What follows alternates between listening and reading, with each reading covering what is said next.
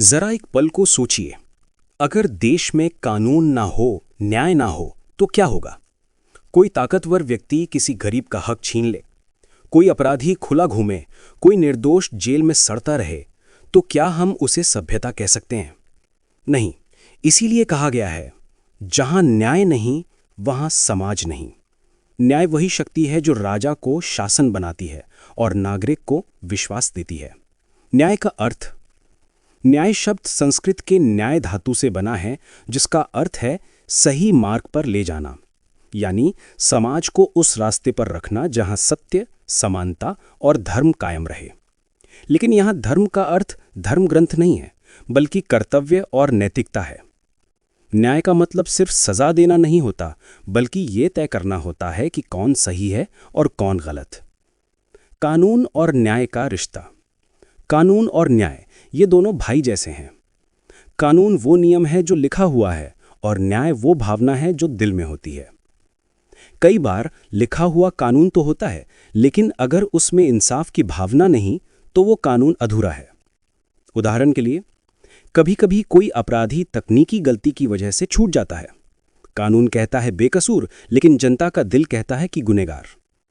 यहीं से शुरू होती है न्याय और कानून के बीच की जद्दोजहद। इसी संघर्ष से निकली हमारी न्याय प्रणाली, जो इंसाफ को सिर्फ किताबों में नहीं, जमीनी हकीकत में लाने की कोशिश करती है। भारत में न्याय की परंपरा। भारत में न्याय की जड़ें बहुत पुरानी हैं, हमारी सभ्यता जितनी पुरानी। अगर आप महाभारत या रामायण देखें तो उनमें भी न्याय की बात सबसे ऊपर रखी गई है। राजा का सबसे बड़ा कर्तव्य माना गया था न्याय करना। उदाहरण, रामायण में जब एक कुत्ता राजा राम के पास न्याय मांगने आया तो राम ने उस ब्राह्मण को दंड दिया जिसने कुत्ते को मारा था। यह दिखाता है कि न्याय का अधिकार सिर्फ इंसान को नहीं, बल्कि जीव जंतु तक को है। मनुस्मृति और अर्थशास्त्र जैसे ग्रंथों में भी न्याय व्यवस्था का उल्लेख मिलता है। चाणक्य यानी कौटिल्य ने कहा था कि राज्य का सबसे बड़ा शत्रु वो राजा है जो अन्याय करता है। इसीलिए न्याय सिर्फ अदालतों का विषय नहीं था, बल्कि शासन का मूल तत्व था। प्राचीन भारत की न्याय प्रणाली। प्राचीन भारत में न्याय देने वाले अलग अलग स्तरों के संस्थान हुआ करते थे। ग्राम स्तर पर ग्राम सभा, नगर में नगर सभा और राज्य में राजा के अधीन राजसभा। राजा सर्वोच्च न्यायाधिकारी माना जाता था। लेकिन ध्यान दो, राजा भी धर्म के अधीन था, यानी वो अपनी इच्छा से नहीं, बल्कि नैतिकता और नीति के आधार पर निर्णय देता था। ये उस समय की सबसे बड़ी बात थी। रूल ऑफ धर्मा, यानी कानून राजा से बड़ा है। उदाहरण, महाभारत में युधिष्ठिर को धर्मराज इसलिए कहा गया क्योंकि वो हमेशा धर्म के अनुसार निर्णय लेते थे, चाहे उन्हें पर्सनल नुकसान ही क्यों न हो। मुगल और मुस्लिम काल की न्याय व्यवस्था। समय बदला, शासक बदले। मुगल काल में न्याय का ढांचा अलग हुआ। ये इस्लामिक कानून शरीयत पर आधारित था। सम्राट के अधीन काजी और मुक्तसिब नाम के न्यायाधिकारी हुआ करते थे। दिलचस्प बात यह है कि कई मुगल बादशाह जैसे अकबर ने धर्म के साथ साथ इंसाफ को भी तरजीह दी। उन्होंने फतेहपुर सीकरी में इबादत खाना बनाया, जहां सभी धर्मों पर खुली बहस होती थी। ये भी न्याय का ही एक रूप था, विचार की आज़ादी। लेकिन मुगल शासन में एक कमी थी, न्याय सबके लिए समान नहीं था। शासन धर्म आधारित था और गैर मुस्लिमों को कभी कभी समान न्याय नहीं मिलता था। यहीं से शुरू होती है वो खाई जिसे भरने का काम ब्रिटिश काल में हुआ, पर एक नई समस्या लेकर। ब्रिटिश काल की न्याय प्रणाली। अब आते हैं उस दौर पर जिसने भारत की आधुनिक न्याय प्रणाली की नींव रखी, ब्रिटिश काल। जब अंग्रेज भारत आए तो उन्होंने देखा कि देश के अलग अलग हिस्सों में अलग अलग कानून हैं। कहीं हिंदू धर्म के नियम, कहीं इस्लामिक कानून और कहीं स्थानीय परंपराएं। इससे प्रशासन चलाना मुश्किल था। तो 1773 में आया रेगुलेटिंग एक्ट, जिसके तहत कलकत्ता में पहली बार सुप्रीम कोर्ट की स्थापना हुई। ये भारत की पहली आधुनिक अदालत थी।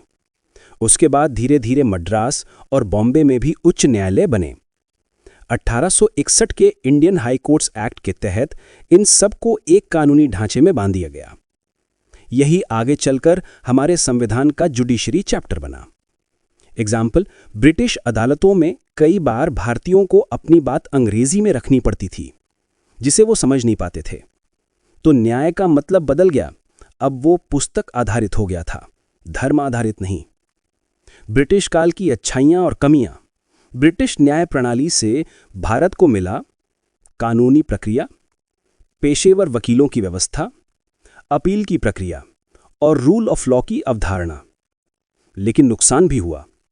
न्याय महंगा हो गया, जनता से दूर हो गया और कानून अब राजा नहीं, रानी यानी क्वीन ऑफ इंग्लैंड के अधीन हो गया। स्वतंत्रता के बाद का बदलाव।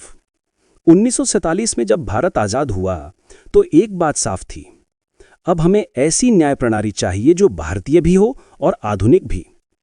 संविधान निर्माताओं ने ब्रिटिश ढांचे को रखा, लेकिन उसमें भारतीय आत्मा डाली। न्याय, स्वतंत्रता, समानता और बंधुत्व। Doctor B.R. अम्बेडकर ने कहा था, हमारा संविधान सिर्फ शासन की किताब नहीं, बल्कि सामाजिक न्याय का वचन है। इसीलिए आज हमारी न्याय प्रणाली में हर व्यक्ति, चाहे अमीर हो या गरीब, हिंदू हो या मुसलमान, महिला हो या पुरुष, सबको एक ही कानून, एक ही अदालत और एक ही न्याय का अधिकार है। जब भारत स्वतंत्र हुआ तो हमारे नेताओं के सामने एक बड़ा सवाल खड़ा था। अब इस नए देश में न्याय कैसे मिलेगा? क्योंकि अंग्रेज चले गए थे, लेकिन उनका कानून अब भी हमारे पास था। अब हमें बनाना था अपना खुद का न्यायिक ढांचा, जो ना विदेशी हो ना राजनैतिक, बल्कि भारतीय आत्मा वाला हो। संविधान और न्यायपालिका की नींव। 26 जनवरी 1950, वही दिन जब भारत ने अपने संविधान को लागू किया और उसी के साथ जन्म हुआ भारतीय न्यायपालिका यानी इंडियन जुडिशरी का। संविधान ने साफ कहा, भारत एक ऐसा गणराज्य होगा जहां कानून का शासन सर्वोच्च होगा। मतलब अब राजा या सरकार नहीं, कानून ही सबसे बड़ा होगा। यही रूल ऑफ लॉ की असली भावना है। न्यायपालिका का उद्देश्य। संविधान के प्रस्तावना में 4 शब्द हैं: न्याय, स्वतंत्रता, समानता और बंधुता। इनमें पहला शब्द ही न्याय है। ये दिखाता है कि हमारे लोकतंत्र की आत्मा न्याय ही है। न्यायपालिका का उद्देश्य सिर्फ अपराधियों को सजा देना नहीं, बल्कि ये सुनिश्चित करना है कि हर व्यक्ति को न्याय मिले, चाहे वो कितना भी कमजोर क्यों ना हो। न्यायपालिका की 3 मंजिलें यानी 3 लेवल्स ऑफ जुडिशरी। संविधान ने भारत में न्याय देने के लिए 3 मुख्य स्तर बनाए हैं। 1, सर्वोच्च न्यायालय यानी सुप्रीम कोर्ट, देश का सबसे सर्वोच्च न्यायिक निकाय। दूसरा, उच्च न्यायालय यानी हाई कोर्ट्स, जो प्रत्येक राज्य या राज्यों के समूह के लिए हैं। तीसरा, अधीनस्थ न्यायालय यानी सबऑर्डिनेट कोर्ट्स, जो जिला और स्थानीय स्तर पर हैं। इन्हें हम यूं समझ सकते हैं जैसे एक विशाल पेड़ की जड़ें, तना और शाखाएं। सुप्रीम कोर्ट उस पेड़ की चोटी है जो पूरे सिस्टम की दिशा तय करता है। हाई कोर्ट्स उसका तना है जो राज्यों में न्याय को बनाए रखते हैं। और डिस्ट्रिक्ट कोर्ट्स वो जड़ें हैं जहां से न्याय सबसे पहले जन्म लेता है, जहां आम नागरिक की आवाज सबसे पहले सुनी जाती है। सुप्रीम कोर्ट न्याय का शिखर। सुप्रीम कोर्ट देश का सबसे बड़ा न्यायालय है। ये ना सिर्फ सबसे ऊंचा, बल्कि सबसे अंतिम मंच भी है। अगर किसी व्यक्ति को निचली अदालतों से न्याय नहीं मिलता, तो वो आखिर में सुप्रीम कोर्ट के दरवाजे पर जाता है। 1950 में जब सुप्रीम कोर्ट की शुरुआत हुई, तो उसमें केवल 8 न्यायाधीश थे। एक मुख्य न्यायाधीश यानी चीफ जस्टिस ऑफ इंडिया और 7 अन्य जज। आज उनकी संख्या बढ़कर 34 हो गई है। फॉर एग्जाम्पल, मान लीजिए किसी राज्य में कोई कानून बना जो किसी व्यक्ति को अनुचित लगता है, तो वो सीधे सुप्रीम कोर्ट में जाकर कह सकता है कि ये कानून मेरे मूल अधिकारों का उल्लंघन करता है। सुप्रीम कोर्ट के पास शक्ति है कि वो उस कानून को रद्द कर दे यानी स्ट्राइक डाउन। इसीलिए सुप्रीम कोर्ट को कहा गया है संविधान का संरक्षक यानी गार्डियन ऑफ द कॉन्स्टिट्यूशन। उच्च न्यायालय राज्यों का प्रहरी। हर राज्य या 2 राज्यों के समूह के लिए एक हाई कोर्ट होती है। हाई कोर्ट के जज वही सब काम करते हैं जो सुप्रीम कोर्ट करता है, लेकिन राज्य स्तर पर। इनके पास आर्टिकल 226 के तहत विशेष शक्ति होती है। वे किसी नागरिक के अधिकार की रक्षा के लिए रिट्स जारी कर सकते हैं। एग्जाम्पल, अगर किसी व्यक्ति को पुलिस बिना कारण गिरफ्तार कर ले, तो वो सीधे हाई कोर्ट जा सकता है और कह सकता है मुझे रिहा किया जाए। हाईकोर्ट हेबियस कॉर्पस नाम का आदेश जारी कर सकती है, जिसका अर्थ है व्यक्ति को पेश करो, यानी न्यायालय कहेगी हमें बताओ इस व्यक्ति को क्यों रोका गया है। अधीनस्थ न्यायालय जनता के सबसे करीब। ये अदालतें वही जगह है जहां आम इंसान सबसे पहले जाता है। ये अदालतें जिला और तहसील स्तर पर होती हैं।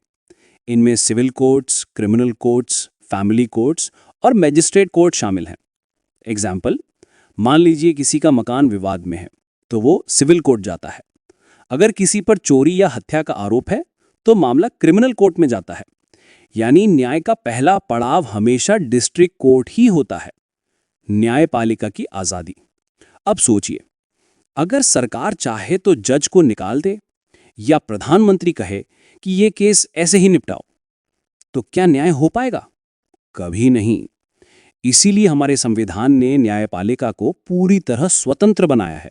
वो ना सरकार के अधीन है, ना संसद के। वो केवल संविधान के प्रति जिम्मेदार है। एग्जाम्पल, अगर संसद कोई ऐसा कानून बना दे जो नागरिक के मौलिक अधिकारों के खिलाफ हो, तो सुप्रीम कोर्ट उसे अवैध यानी अनकॉन्स्टिट्यूशनल घोषित कर सकता है।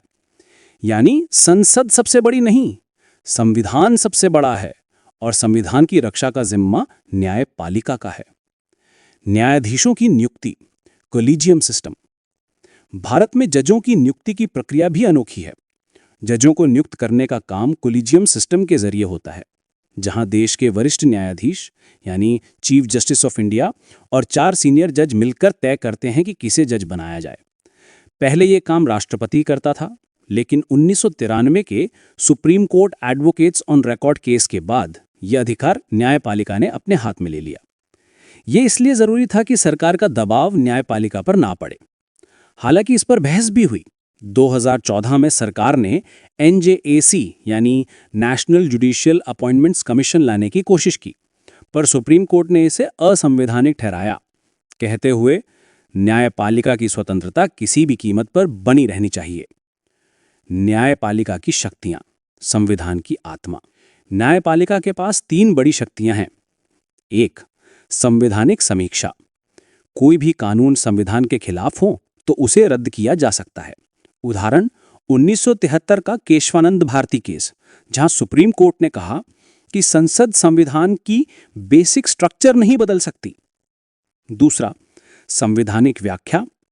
संविधान के प्रावधानों का अर्थ निकालना, जैसे स्वतंत्रता का क्या मतलब है, समानता कहां तक लागू होती है, ये न्यायपालिका तय करती है। तीसरा, न्यायिक सक्रियता। जब अदालतें खुद से समाज के हित में हस्तक्षेप करती हैं, जैसे पर्यावरण, शिक्षा, महिला सुरक्षा आदि के मामलों में। एग्जाम्पल, सुप्रीम कोर्ट ने 1997 में विशाखा बनाम राजस्थान राज्य मामले में कार्यस्थल पर महिलाओं की सुरक्षा के लिए दिशा निर्देश बनाए। जनता का विश्वास न्याय की सबसे बड़ी ताकत। न्यायपालिका के पास न सेना है, न हथियार, न पैसे, फिर भी वो शक्तिशाली है क्योंकि जनता उस पर भरोसा करती है। जब कोई व्यक्ति अदालत में जाता है, वो अपने साथ सिर्फ एक चीज लेके जाता है, उम्मीद। और यही उम्मीद भारतीय न्याय प्रणाली की असली शक्ति है। यहां तक की कहानी हमें बताती है कि कैसे भारत ने एक ऐसी न्यायपालिका बनाई जो न सिर्फ कानून की रखवाली करती है, बल्कि न्याय की नई दिशा दिखाती है। लेकिन न्याय की आज यात्रा यही नहीं रुकती। अब शुरू होता है इसका असली संघर्ष। कैसे ये न्याय प्रणाली अपने ही भीतर संतुलन बनाए रखती है, सरकार, संसद और जनता के बीच। जब कोई देश लोकतंत्र बनता है तो उसमें 3 मुख्य स्तंभ होते हैं: विधायिका, कार्यपालिका और न्यायपालिका। विधायिका यानी संसद कानून बनाती है, कार्यपालिका यानी सरकार उन कानूनों को लागू करती है, और न्यायपालिका ये सुनिश्चित करती है कि वो कानून संविधान के अनुरूप हों और किसी नागरिक के अधिकारों का उल्लंघन ना करें। तीनों के बीच ये संतुलन बहुत नाजुक है, जैसे किसी तराजू पर बराबर रखे 2 पलड़े। अगर एक भी जरा झुक गया तो पूरी व्यवस्था हिल जाती है। भारत में यह संतुलन कभी पूरी तरह स्थिर नहीं रहा। कभी विधायिका आगे बढ़ गई, कभी कार्यपालिका ने हस्तक्षेप किया और कई बार न्यायपालिका को मजबूर होकर हस्तक्षेप करना पड़ा। यहीं से शुरू हुई न्यायिक सक्रियता यानी जुडिशियल एक्टिविज्म की कहानी। 70 और 80 के दशक में भारत की राजनीति बहुत उथल-पुथल भरी थी। इमरजेंसी के दौर में जब सरकार ने नागरिकों के अधिकार छीन लिए, तो वही न्यायपालिका थी जिसने संविधान की आत्मा को बचाया। केशवानंद भारती बनाम राज्य केरल केस में सुप्रीम कोर्ट ने ऐतिहासिक फैसला दिया कि संसद संविधान में संशोधन तो कर सकती है, लेकिन उसके मूल ढांचे को नहीं बदल सकती। यही निर्णय भारत के इतिहास का मोड़ था, क्योंकि उस दिन यह तय हो गया कि संसद भी संविधान से ऊपर नहीं और संविधान की रक्षा का जिम्मा अदालतों के पास है। लेकिन न्यायपालिका का संघर्ष सिर्फ विधायिका से नहीं था, उसे अपने भीतर भी कई सवालों से जूझना पड़ा। क्या वो सचमुच स्वतंत्र है? क्या हर नागरिक को समान रूप से न्याय मिल रहा है? क्या गरीब और अमीर दोनों की आवाज अदालतों में बराबर सुनी जाती है? इन सवालों ने भारतीय न्याय प्रणाली को बार बार झकझोरा। भारत में न्याय पाना आसान नहीं है। मुकदमे सालों तक चलते हैं और कई बार एक व्यक्ति अपनी पूरी जिंदगी अदालतों के चक्कर लगाते हुए गुजार देता है। कहा जाता है कि justice delayed is justice denied, यानी देर से मिला न्याय अन्याय के बराबर है। आज भी हमारे देश की अदालतों में लगभग 5 करोड़ से ज्यादा केस लंबित हैं। यह आंकड़ा सिर्फ एक संख्या नहीं है, बल्कि लाखों जिंदगियों की अधूरी कहानियां हैं। न्यायपालिका ने इन समस्याओं को कम करने के लिए कई सुधार किए हैं। ई कोर्ट्स की शुरुआत हुई, जहां पर वीडियो कॉन्फ्रेंसिंग से सुनवाई हो सकती है। नेशनल जुडिशियल डेटा ग्रिड बनाया गया, जिसमें हर केस की स्थिति ऑनलाइन देखी जा सकती है। लोक अदालतें, ग्राम न्यायालय और मध्यस्थता जैसे विकल्पों को बढ़ावा दिया गया ताकि छोटे मामलों का हल जल्दी निकले। इन सब का उद्देश्य यही है कि न्याय किताबों में नहीं, जमीन पर दिखाई दे। लेकिन जब अदालतें ज्यादा सक्रिय हो जाती हैं तो एक और खतरा पैदा होता है, जुडिशियल ओवररीच। यानी जब अदालतें ऐसे मामलों में दखल देने लगती हैं जो असल में विधायिका या कार्यपालिका के क्षेत्र में आते हैं। उदाहरण के लिए, जब सुप्रीम कोर्ट ने वाहनों के ईंधन, पटाखों की बिक्री या धार्मिक स्थलों के मामलों में विस्तृत आदेश दिए, तो कुछ लोगों ने कहा कि यह जनता के हित में है, जबकि कुछ लोगों ने कहा कि अदालतें अपने अधिकार से आगे बढ़ रही हैं। इस पर बहस आज भी जारी है। दरअसल लोकतंत्र में न्यायपालिका का काम ना तो शासन करना है, न कानून बनाना है। उसका काम है व्याख्या करना, संतुलन बनाए रखना और संविधान की रक्षा करना। लेकिन जब बाकी दो स्तंभ यानी विधायिका और कार्यपालिका कमजोर पड़ते हैं तो न्यायपालिका को कदम बढ़ाना पड़ता है। यह ठीक वैसा ही है जैसे जब किसी पुल का एक सिरा टूट जाए तो दूसरा सिरा खुद को फैलाकर उस टूटे हुए हिस्से को संभाल ले। यह जरूरी भी है, लेकिन हमेशा सुरक्षित नहीं। अब एक दिलचस्प बात, भारत में न्यायपालिका को अक्सर लास्ट होप कहा जाता है, अंतिम उम्मीद। जब लोग हर जगह से निराश हो जाते हैं तब वो अदालत की ओर देखते हैं, क्योंकि उन्हें विश्वास होता है कि अगर कोई उनकी बात सुनेगा तो वो यही संस्था होगी। ये भरोसा आसान नहीं बना। ये लाखों फैसलों, सैकड़ों ईमानदार जजों और अनगिनत संघर्षों की विरासत है। सोचिए, अगर ये भरोसा कभी टूट गया तो क्या बचेगा? क्योंकि कोई लोकतंत्र सिर्फ चुनावों से नहीं, बल्कि न्याय से जिंदा रहता है। न्याय ही वो ऑक्सीजन है जो लोकतंत्र को सांस देती है। और इसीलिए संविधान ने न्यायपालिका को न सिर्फ शक्तिशाली बल्कि पवित्र भी बनाया है। लेकिन ये पवित्रता बनाए रखना भी आसान नहीं। कई बार जजों पर सवाल उठते हैं, पारदर्शिता के, जवाबदेही के और यहां तक कि भ्रष्टाचार के भी। इसीलिए समय समय पर न्यायपालिका के भीतर सुधारों की जरूरत महसूस की गई है, जैसे जजों की नियुक्ति में पारदर्शिता, संपत्ति की घोषणा और जनता के सामने खुली कार्रवाई। क्योंकि अगर न्याय खुद जवाबदेह नहीं रहेगा तो उसका नैतिक बल कमजोर पड़ जाएगा। भारतीय न्यायपालिका का सबसे बड़ा बल है उसका चरित्र। ये वही संस्था है जिसने हर सरकार को याद दिलाया कि संविधान सबसे ऊपर है। कई बार सरकारें बदलीं, नीतियां बदलीं, लेकिन न्यायपालिका ने संविधान के मूल्यों को थामे रखा। वो संविधान की किताब में नहीं, बल्कि आम आदमी की उम्मीदों में बस गई। और यही वजह है कि जब कोई व्यक्ति कहता है कि मुझे अदालत से न्याय चाहिए, तो उसके स्वर में डर नहीं बल्कि भरोसा होता है। अब जरा भविष्य की ओर देखो। समय बदल रहा है, कानून में भी तकनीक आ रही है, आर्टिफिशियल इंटेलिजेंस से फैसले लिखे जा रहे हैं, ई कोर्ट्स में वर्चुअल सुनवाई हो रही है और डेटा एनालिटिक्स से ये देखा जा रहा है कि किस जिले में सबसे ज्यादा केस लंबित हैं। ये सब सुनने में तकनीकी बातें लगती हैं, पर असल में ये सब न्याय को आम आदमी तक पहुंचाने के प्रयास हैं। पर यह भी याद रखना जरूरी है कि न्याय सिर्फ मशीनों से नहीं मिल सकता। उसके लिए जरूरी है मानवीय संवेदना। कानून दिमाग का विषय है, लेकिन न्याय दिल का। और जब तक दिल में संवेदना रहेगी तब तक न्याय जिंदा रहेगा। भारतीय न्यायपालिका का सफर हजारों साल पुराना है। ये धर्म सभा से लेकर सर्वोच्च न्यायालय तक फैला हुआ है। इसने राजाओं के अत्याचार देखे, गुलामी के दिन देखे और आजादी की सुबह भी देखी। ये सफर आसान नहीं था, लेकिन हर मोड़ पर इसने साबित किया कि सत्ता चाहे किसी की भी हो, अंतिम शब्द हमेशा न्याय का होता है।